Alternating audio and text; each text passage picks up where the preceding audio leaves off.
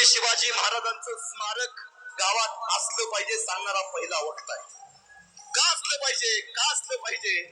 यासाठी असलं पाहिजे, ज्या गावात महाराजांचं स्मारक आहे ना, त्या गावाला एक वेगळं वैभव आहे.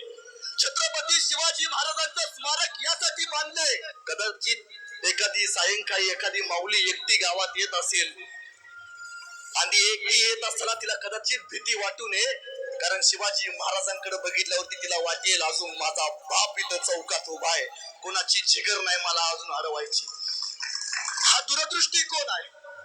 ते फक्त स्मारक नाहीये, त्या माऊलींच्या लेकीच्या गावलीचा पराक्रम आहे, तो त्यांच्या बापाचा स्वाभिमान आहे. ते स्मारक नाहीये, त्या महाराष्ट्राच्या भूमीचं कर्तृत्व चिन्ह आहे. या हिंदुस्थानाचा सातबारा ज्या बापाच्या नावावर आहे, त्या बापाचं स्मारक आपल्या गावात नाही करायचं तर कोणाचं करायचं याचा मला कायम प्रश्न पडतो.